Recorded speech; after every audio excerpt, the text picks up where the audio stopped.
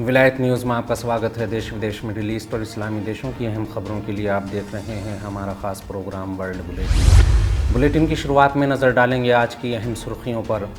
गज़ा पर इसराइल के वहशी हमले, जिहाद इस्लामी और अल-कुद्स के 3 कमांडरों समेत दसियों लोगों की मौत। अरब लीग में सीरिया की वापसी से भड़के बाइडेन, आपातकाल बढ़ाया। गृह युद्ध का सामना कर रहे सूडान को सऊदी अरब ने दी $100 मिलियन की मदद। ब्रिटेन में मुखर हुआ राजशाही का विरोध, पुलिस ने प्रदर्शनकारियों को बंदी बनाया। चुनाव नज़दीक आते ही तुर्की में बढ़ा तनाव, अर्दोगान की ज़बान फिर फिसली, विरोधी नेता को कहा नशेड़ी। इराक में ISIS के 2 सरगना ढेर। यमन का आरोप, दक्षिणी और पूर्वी मोर्चों पर फिर से एकजुट हो रहे हैं सऊदी आतंकी। अफ्रीका में मौत का कहर, कांगो में सार्वजनिक शोक, बाढ़ और लैंडस्लाइड्स से 400 लोगों की मौत। राष्ट्रपति कैनेडी की हत्या में था CIA का हाथ, कैनेडी जूनियर ने लगाए गंभीर आरोप। मस्जिद अक्सा के 80 वर्षीय इमाम और खतीब से ज़ायोनी खुफिया एजेंसी ने की 5 घंटे पूछताछ, मीडिया से बातचीत पर पाबंदी। अब खबर तफसील से। गज़ा पर इसराइल के वहशी हमले, जिहाद इस्लामी और अल-कुद्स के 3 कमांडरों समेत दसियों लोगों की मौत। इसराइल ने एक बार फिर फ़िलिस्तीन के ख़िलाफ़ आतंक का नया सिलसिला शुरू करते हुए फ़िलिस्तीन के करीम और अहम लोगों की टारगेट किलिंग शुरू कर दी। हिब्रू मीडिया के अनुसार इसराइल ने जिहाद इस्लामी, सराया अल-कुद्स और दूसरे दलों के अहम लोगों को निशाना बनाते हुए गज़ा, खान यूनुस और रफ़ा शहर में कई ठिकानों पर वहशी हमले किए। फ़िलिस्तीनी मीडिया ने खबर देते हुए कहा कि आज सुबह सवेरे ही गज़ा के केंद्र और पश्चिमी इलाके में ख़तरनाक धमाकों की आवाज़ें सुनी गई। इसके थोड़ी देर बाद ही ज़ायोनी सेना के प्रवक्ता ने खबर देते हुए कहा कि इस्राएली सेना गज़ा पट्टी में जिहाद इस्लामी फ़िलिस्तीन के ठिकानों को निशाना बना रही है। इन हमलों के फ़ौरन बाद ही शहाब न्यूज़ एजेंसी ने खबर देते हुए कहा कि ज़ायोनी सेना के फाइटर जेट्स ने रफ़ा शहर में भी कई इमारतों को वहशी हमलों का निशाना बनाया। हिब्रू मीडिया ने भी इन हमलों की पुष्टि करते हुए कहा कि सेना ने गज़ा और रफ़ा में 2 अपार्टमेंट को हमलों का निशाना बनाया। इन हमलों का मकसद फ़िलिस्तीनी दलों के नेताओं की टारगेट किलिंग है। वहीं खान यूनुस में इसराइल के आतंक की खबर देते हुए फ़िलिस्तीनी न्यूज़ एजेंसी सफ़ा ने कहा कि खान यूनुस में भी ज़ायोनी सेना ने एक रिहायशी इमारत पर हमला किया। फ़िलिस्तीन पर इसराइल के बर्बर हमलों की रिपोर्ट देते हुए इसराइल के यदीऊत हारोनोत ने कहा कि रफ़ा और गज़ा पर इसराइल के हमले में जिहाद इस्लामी के कम से कम 3 सीनियर कमांडर मारे गए। ज़ायोनी मीडिया ने कहा कि इसराइल के इन हमलों में जिहाद इस्लामी के कमांडर खलील, जिहाद अल-गनाम और मुबारक इज़्ज़ुद्दीन शहीद हो गए।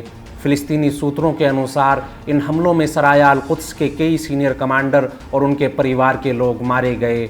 स्थानीय सूत्रों का कहना है कि अभी तक कम से कम 9 शहीदों के शव अस्पताल लाए गए हैं। वहीं फ़िलिस्तीनी दलों के जवाबी हमलों से बचने के लिए इसराइल में हाई अलर्ट है। ज़ायोनी लोगों को अपने घरों से निकलकर पनाहगाहों में छुपने के लिए आदेश जारी कर दिए गए।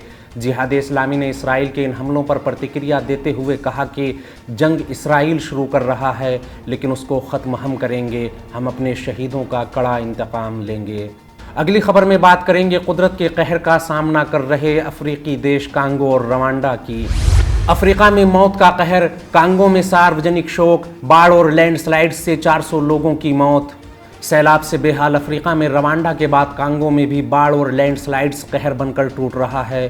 कांगो गणराज्य के पूरब में सैलाब और लैंडस्लाइड्स के कारण कम से कम 400 लोगों की मौत के बाद सार्वजनिक शोक की घोषणा की गई है।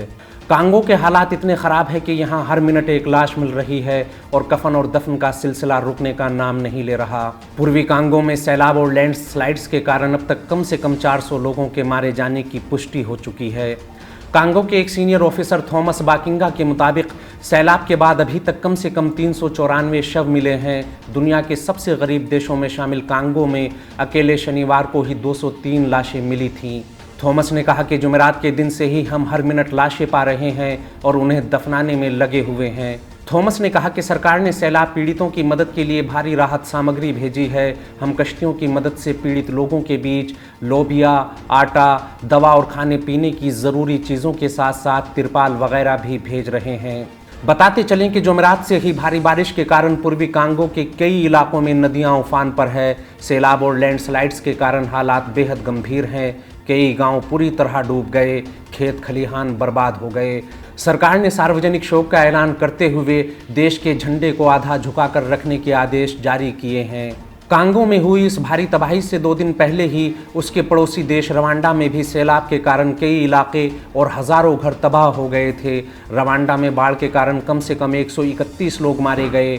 यूएनओ के सेक्रेटरी जनरल एंटोनियो गुटेरेश ने कांगो और रवांडा में सैलाब पर दुख जताते हुए बाढ़ के कारण मारे गए लोगों को श्रद्धांजलि दी। उन्होंने इस घटना पर दुख जताते हुए कहा कि ये जलवायु परिवर्तन में आई तेज़ी और ग्लोबल वार्मिंग में कोई भूमिका न निभाने वाले देशों पर भी इसके विनाशकारी प्रभाव का एक और नमूना है। अगली खबर में आतंकवाद और साम्राज्यवाद के खिलाफ जंग में नायक बनकर उभरे सीरिया की अरब लीग में वापसी और अमेरिका की गिरती साख की बात करेंगे। सीरिया में अरब लीग की वापसी, मिडिल ईस्ट में अमेरिका की करारी हार।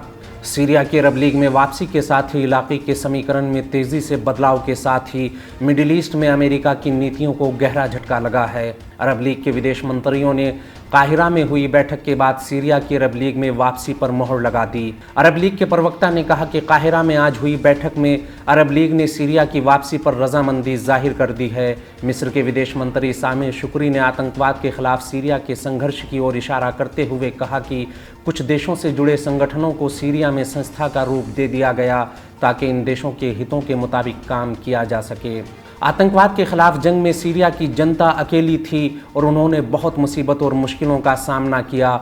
वहीं अरब लीग में सीरिया की वापसी को अमेरिका की करारी हार बताते हुए ब्लूमबर्ग ने कहा कि सीरिया के बारे में अमेरिकी नीतियों को लेकर अरब देशों की बेहिसी और उदासीनता और अरब लीग में दमिश्क की पूरी शान और इज्जत के साथ वापसी मगरबी एशिया में अमेरिका के घटते प्रभाव और उसकी घटती साख बताने के लिए काफ़ी है। अमेरिका की इस न्यूज़ एजेंसी ने कहा कि सीरिया की अरब लीग में वापसी का मतलब है कि एक बार फिर ईरान और रूस के मुकाबले अमेरिका को मुंह की खाना पड़ी। वहीं 12 साल बाद एक बार फिर अरब लीग में अपनी वापसी पर सीरिया के विदेश मंत्रालय ने बयान जारी करते हुए कहा कि अरब लीग के संस्थापक सदस्य के रूप में हम अरब सहयोग को मजबूत बनाने की ज़रूरत पर बल देते हैं। अगले मरहले में अरब देशों को एक दूसरे के सम्मान, आपस में बातचीत और साझा हितों की हिफाजत करते हुए मिलजुल कर कोशिशें करने और आपसी सहयोग को बढ़ाने की ज़रूरत है। आज के बुलेटिन में फ़िलहाल इतना ही। देश विदेश, मिडिल ईस्ट और इस्लामी देशों की अहम खबरें जानने के लिए विलायत न्यूज़ से जुड़े रहिए।